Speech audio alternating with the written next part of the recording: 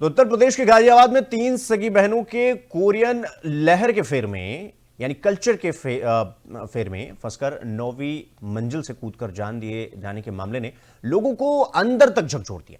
इस घटना ने छोटे बच्चों के मोबाइल की लत पर बहस शुरू कर दी। अब इस मामले पर उत्तर प्रदेश राज्य महिला आयोग ने संज्ञान लिया है और इसको लेकर स्कूलों में 5वीं तक के बच्चों को व्हाट्सएप के जरिए होमवर्क या असाइनमेंट देने पर रोक लगाने के निर्देश दिए गए। इसके लिए महिला आयोग के अध्यक्ष डॉक्टर बबीता सिंह चौहान ने सभी जिलों के जिलाधिकारी को पत्र लिखा। पत्र में उन्होंने कहा कि गाजियाबाद की घटना पूरे समाज और शिक्षा व्यवस्था के लिए गंभीर चेतावनी। कोरोना काल में स्कूलों ने मजबूरी में ऑनलाइन पढ़ाई शुरू करवाई थी, लेकिन हालात सामान्य होने पर भी व्हाट्सएप ग्रुप पर होमवर्क और असाइनमेंट दिया जा रहा है। इससे बच्चों में मोबाइल की लत जो है वो बढ़ती जा रही है।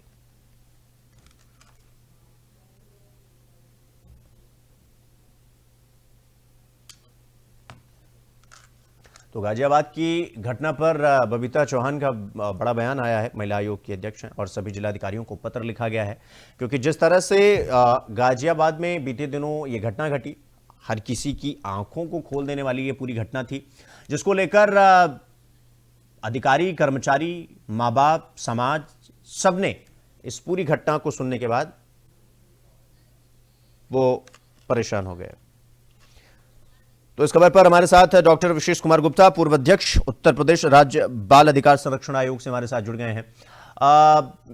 विशेष गुप्ता जी, आपका बहुत बहुत स्वागत। गाजियाबाद की जो घटना आपने सुनी, एक तो इस पर आपकी क्या टेक है, इस पर आपके क्या समझते हैं, ये घटना क्यों घट रही है, ऐसा कल्चर क्यों बन रहा है, क्यों जो हमारी युवा पीढ़ी है या कहें कि बच्चे जो है इससे इतना ज्यादा प्रभावित हो रहे हैं कि वो अपनी जिंदगी को दांव पर लगाने पे 1 मिनट में नहीं सोच रहे हैं?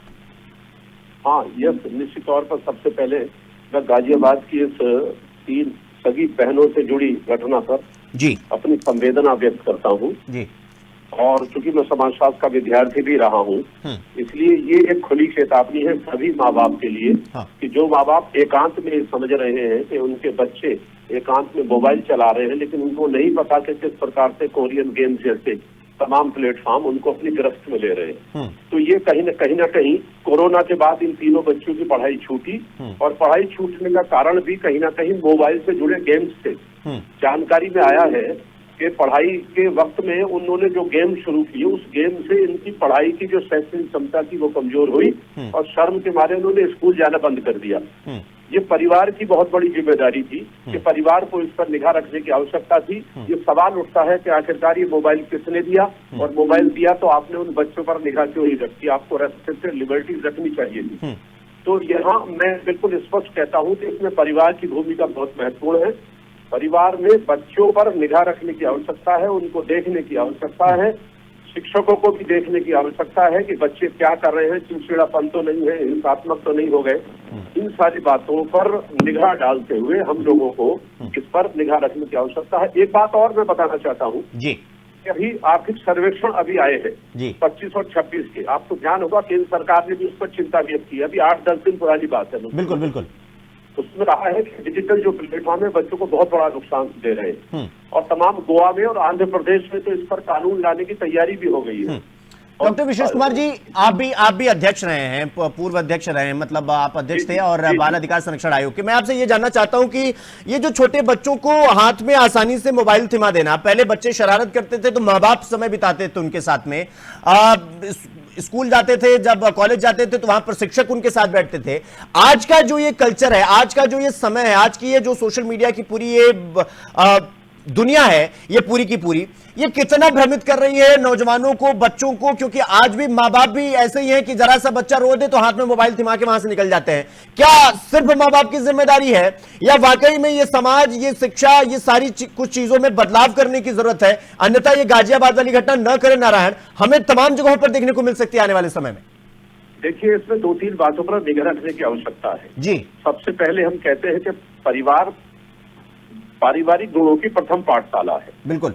इसका मतलब बच्चे का जन्म परिवार में हुआ है तो बच्चे को वहाँ तमाम, चाहे पोषण का अधिकार है, पढ़ने का अधिकार है, उसके साथ समय बिताने का अधिकार है, उसको नाम देने का अधिकार है, परिवार का काम था। लेकिन स्थिति ये हुई कि संयुक्त परिवार टूट गए, दादा दादी नाना नानी नहीं रहे।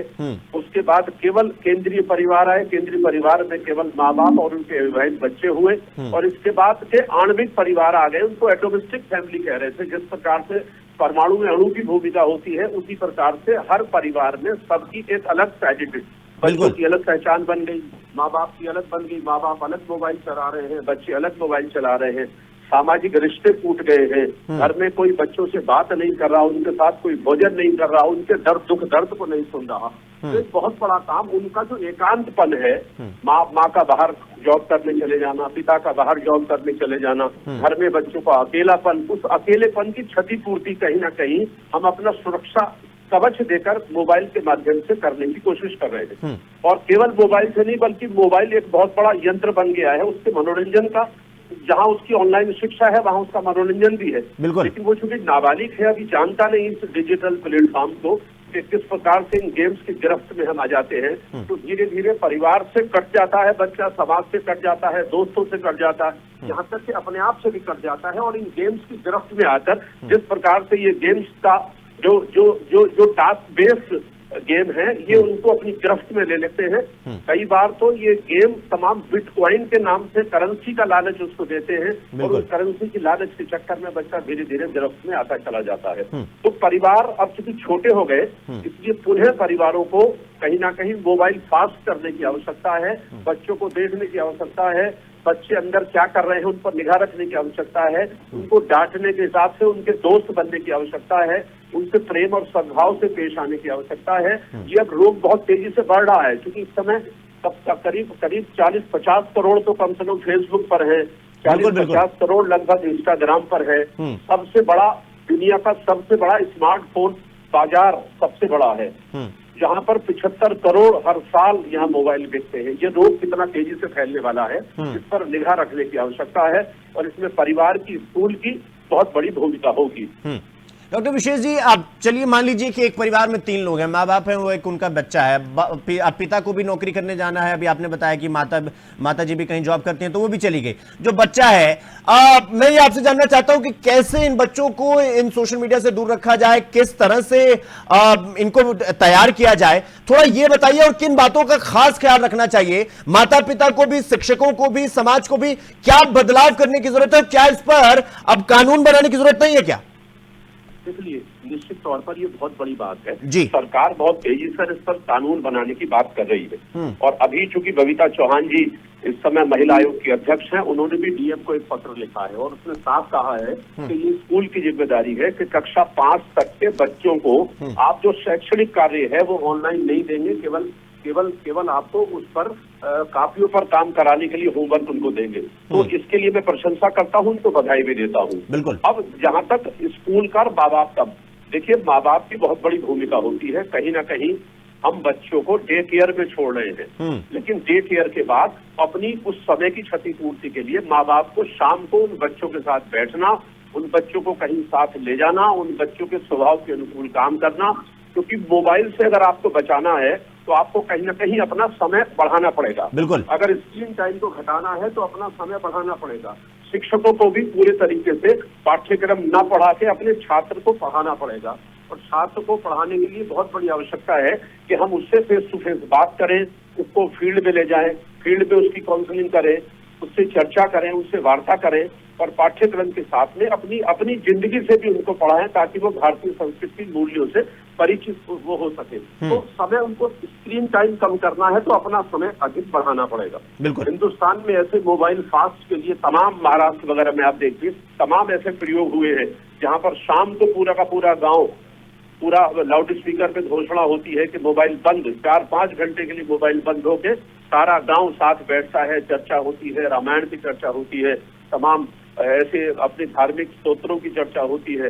तो बातचीत करना, संवाद के लिए समय बढ़ाना, बच्चों से दोस्ती करना, बच्चों को डांटने के स्थान पर उनसे दोस्ती करके बहुत समझाने की आवश्यकता है, क्योंकि अब परिवार, पहले दादा दादी नाना नानी होते थे तो माँ बाप डांटते थे तो दादा दादी नाना नानी की गोद में छिप जाते थे, तो माँ बाप के प्रति जो विरोध और हिंसात्मक उसके दिमाग में बातें आती थी वो धीरे धीरे न्यूट्रलाइज दादा दादी के, अब वो नहीं है। तो हमें ऐसे आइलैंड खड़े करने पड़ेंगे सामाजिक संबंधों के, जहाँ इन बच्चों की चिंता हम कर सके, और बच्चों की चिंता करते हुए हम इनके भविष्य को बेहतर बनाना चाहते हैं, तो इनको कहीं ना कहीं इनके साथ सहभागिता हमें बढ़ानी पड़ेगी। ठीक, विशेष कुमार गुप्ता जी, बहुत बहुत धन्यवाद आपका हमसे जुड़ने के लिए और हमें ये समझाने के लिए किस तरह की चीजों का बदलाव बहुत जरूरी है। बहुत बहुत धन्यवाद आपका। बहुत बहुत आभार आपका, बहुत बहुत आभार, थैंक यू वेरी मच जी। जिस तरह से गाजियाबाद की ये घटना हुई, इस पर बबीता चौहान ने बाकायदा पत्र लिखा है, सभी जिलाधिकारियों को ये नोटिस भी भेजा गया है कि